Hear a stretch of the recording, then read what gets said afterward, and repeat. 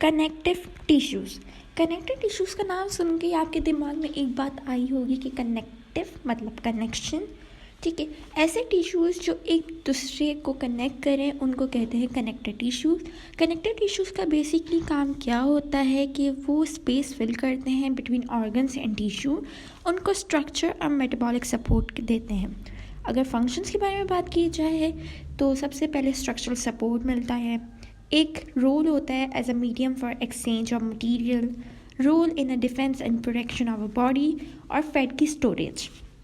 अगर हम structure and components के बारे में बात करें तो कनेक्टिव टिश्यू 3 कंपोनेंट्स से बने हैं, cell, fibres and ground substances. के बाद हमारे पास आता है एक्स्ट्रा सेलुलर मैट्रिक्स। ये पिक्चर आप देख सकते हैं, ये हमारे पास लूज कनेक्टेड टिश्यू की पिक्चर है जिसमें हमारे पास बहुत सारे रेटिकुलर फाइबर्स हैं, कोलेजन है, इलास्टिक फाइबर्स हैं, मास्ट सेल है, कोलेजन फाइबर्स आ गए, फ्री मैक्रोफेजेस आ गए, ग्राउंड सब्सटेंसेस आ गए।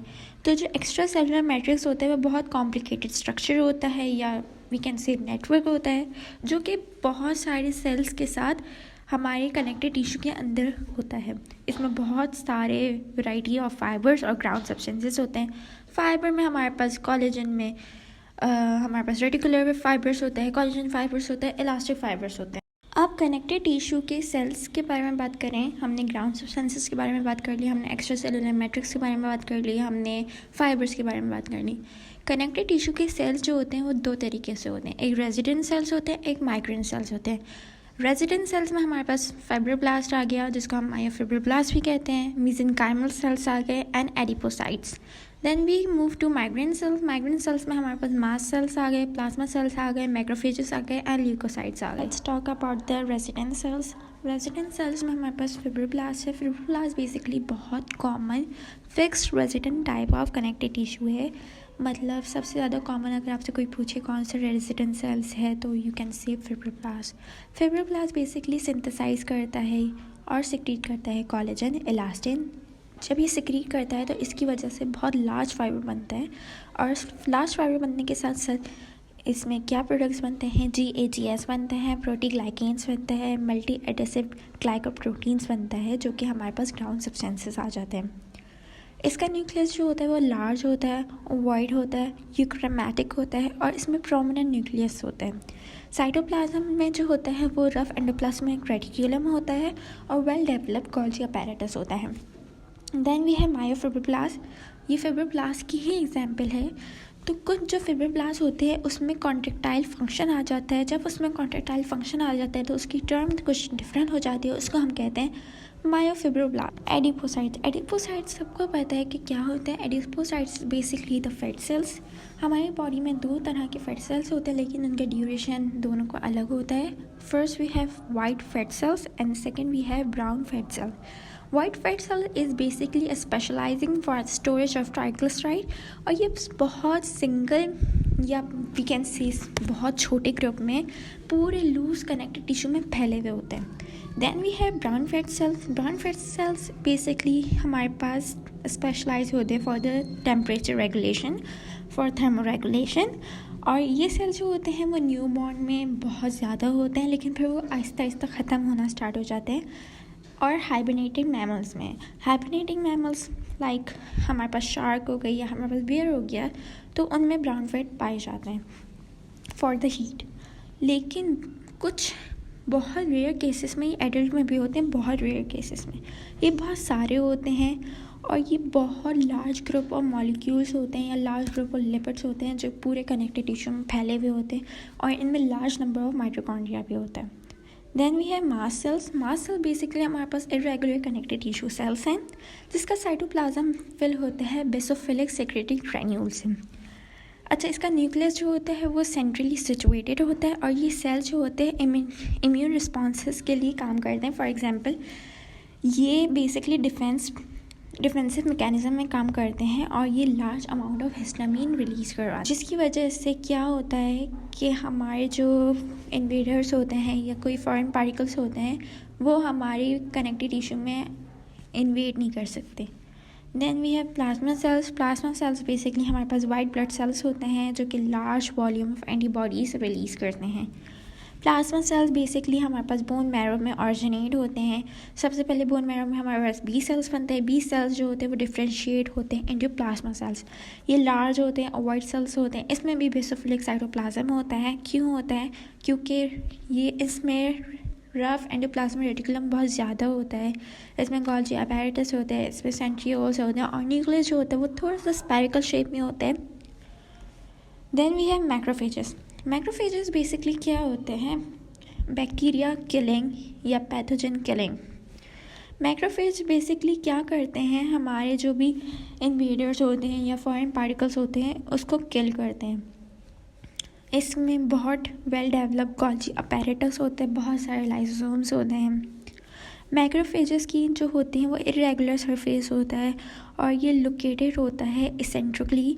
और ये इसकी अगर शेप की बात करें जाए कि इसका न्यूक्लियस की शेप क्या है, तो ये ओवल और किडनी शेप न्यूक्लियस होता है। कनेक्टेड टिश्यू फाइबर्स, जैसे कि हमने पहले डिस्कस किया होता है कि कनेक्टेड टिश्यू के फाइबर्स होते हैं, सेल्स होते हैं। तो we have connected tissue fibres. We have 3 types of connected tissue fibres: collagen fibres, reticular fibre and elastic fibres. Collagen fibre basically हमारे पास मेन टाइप ऑफ फाइबर होता है in the most supporting tissue. Collagen एक बहुत ज़्यादा मिकदार का protein है जो कि ह्यूमन बॉडी में पाया जाता है और ये हमारे पास 30% of its dry weight represent करता है। कोलेजन से हमारे पास वेरियस फाइबर्स हैं, शीट्स हैं, नेटवर्क्स हैं जो कि कोलेजन से बनी हुई है और इतनी स्ट्रॉन्ग होती हैं कि वो ख़राब नहीं हो सकती या वो टूट नहीं सकती, क्योंकि कोलेजन बहुत स्ट्रॉन्गेस्ट फाइबर होता है। कोलेजन जो होता है वो सिक्रीटेड होता है into the extra cellular matrix bye connected tissue, जिसको हम फिब्रोब्लास्ट भी कहते हैं, एग्जाम्पल जो कि हम पढ़ भी चुके हैं। Okay, now we have the types of collagen. So type 1 में हमारे पास क्या होता है? टाइप 1 कोलेजन जो होता है वो हमारे पास कनेक्टेड टिश्यूज़ में होता है, टेंडन्स में होता है, लिगामेंट्स में होता है, फेशिया में होता है, एपोनियार्सिस में होता है। ये हमारे पास डर्मिस ऑफ स्किन में होता है, मीनिंग्स में होता है और ये फाइब्रल बेसिस बनाते हैं बोन्स के और कार्टिलेज के। Type 1 fibres are large diameter और इनका डायमीटर जो होता है 250 नैनोमीटर्स होता है और इनमें प्रोमिनेंस क्रॉस डेरिएशन होती है। Then we move towards our second type which is type 2। तो ये 2 तरीके से होते हैं, type 1 and type 2। So let's discuss about this. तो the larger of these are about 100 nanometre in diameter. ये आप ऐसे ही याद कर लो क्योंकि this will not change in any book. So जो नैरो फाइबर्स होते हैं वो हमारे पास 20 नैनोमीटर्स होते हैं डायमीटर में और जो टाइप 2 कोलेजन होते हैं उसमें स्टेरेशन जो होती है वो लेस प्रोमिनेंट होती है than type 1। Type 2 collagen fibres जो होते हैं वो फाइब्रस बेसिस बनाते हैं हाइलीन कार्टिलेज की, जबकि फाइन टाइप 2 फाइबर्स जो होते हैं वो हमारे पास विट्रस बॉडी में प्रेजेंट होते हैं। देन वी हैव टाइप 3, ये हमारे पास रेटिकुलर फाइबर्स बनाते हैं। रेटिकुलर फाइबर्स बेसिकली हमारे पास वो फाइबर्स होते हैं जो कोई भी बंडल्स नहीं बनाते। Reticular fibre mainly consist of collagen type 3। Collagen जो होता है वो एक्सटेंसिव नेटवर्क बनाते हैं रेटिकुलम का, जो कि एक्सट्रीमली थिन होता है और हेवनली ग्लाइकोसाइलेटेड फाइबर्स के साथ होता है और ये फाइनर होता है, अनइवन होता है थिकनेस में। रेटिकुलर फाइबर जो होता है सपोर्टिंग प्रोवाइड करते हैं इन मैनी सिचुएशन। ये कहाँ होते हैं? ये स्प्लीन में होते हैं, लिम्फ नोड्स में होते हैं और बोन मैरो में होते हैं। बहुत से ग्लैंड्स में भी होते हैं including the liver and kidney. Reticular fibre जो होते हैं एसेंशियल कंपोनेंट होते हैं for all the basement membranes. Reticular fibres basically हमारे पास जितने भी मेम्ब्रेन्स होते हैं उसके बेसमेंट में काम आते हैं और they also found in a relation to smooth muscles and nerve fibres. जितने भी नर्व फाइबर्स होते हैं, स्मूथ मसल्स होते हैं, उनके साथ भी इनका रिलेशन बहुत अच्छा चाहता है। Then we have elastic fibres. Elastic fibre basically हमारे थिनर होते हैं देन टाइप 1 कोलेजन फाइबर्स और ये स्पर्स नेटवर्क बनाते हैं interspace with the collagen bundles in many organs और ये बेंडिंग या स्ट्रेचिंग में काम आते हैं। इलास्टिक फाइबर्स जो होते हैं वो सेंट्रल एमोफर्स कोर के साथ होते हैं और आउटर लेयर ऑफ फिब्रिल्स के साथ होते हैं। आउटर फिब्रिल्स जो होता है वो ग्लाइकोप्रोटीन बनाता है जिसको हम फिब्रिलिन कहते हैं और इलास्टिक फाइबर बेसिकली हमारे पास थिनर होते हैं देन कोलेजन फाइबर्स और ये अरेंज होते हैं ब्रांचिंग पैटर्न में।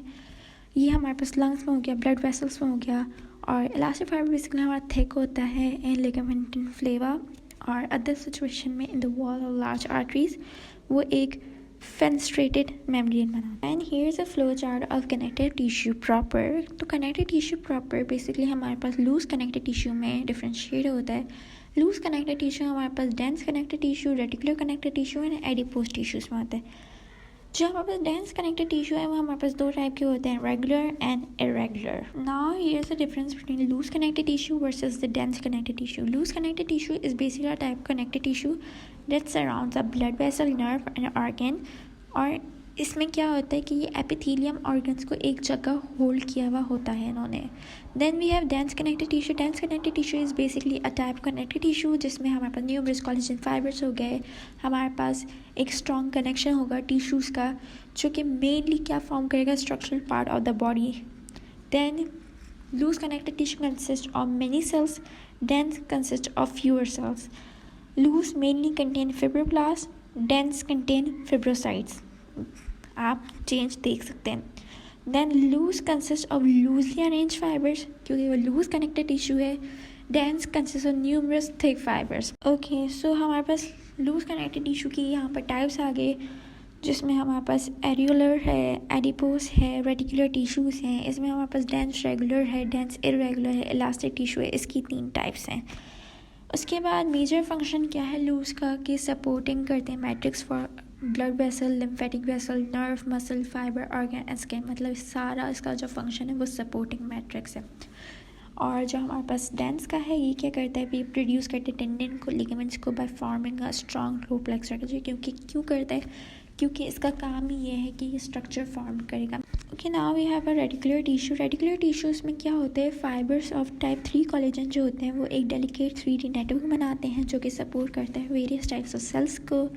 ये फाइब्रस नेटवर्क जो होता है वो स्पेशलाइज कनेक्टिव टिश्यू का होता है जो कि किससे प्रोड्यूस होता है, फाइब्रोब्लास्ट से. और अब ये फाइब्रोब्लास्ट को हम क्या कहते हैं, रेटिकुलर सेल्स.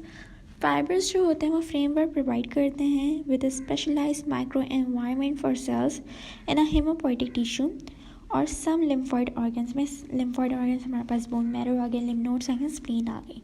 मैक्रोफेजेस और अदर सेल जो होते हैं या मोनोन्यूक्लियर फाइगोसाइट सिस्टम जो होते हैं वो भी डिसअपियर हो जाते हैं within the reticular tissues. Then we have adipose tissue. Adipose tissues basically हमारे पास क्या होते हैं, मैनी सपोर्टिंग टिश्यूज़ जो होते हैं वो स्पेशलाइज होते हैं फॉर स्टोरेज ऑफ फैट. जो भी टिश्यू स्टोर करेगा फैट को उसको हम कहते हैं एडिपोस टिश्यू या एडिपोसाइट्स. एडिपोसाइट्स बेसिकली हमारे पास कहाँ फाउंड होता है, इन आइसोलेशन और small cluster throughout the loose connected tissue. ये हमारे पास 2 टाइप के एडिपोसाइट्स होते हैं जिसको हम कहते हैं वाइट एंड ब्राउन, जो कि मैं आपको पहले भी बता चुकी हूँ कि वाइट जो होता है वो हमारे पास एडल्ट में होता है और जब ब्राउन होता है वो हमारे पास इन्फेंट्स में होता है या फिर हाइबरनेटेड मैमल्स में होता है या बहुत रेयर केसेस में एडल्ट में होता है. So I hope do you like this lecture. और अगर आपको कोई भी क्वेरी हो, आपको कोई भी क्वेश्चन हो, you can ask us. Thank you.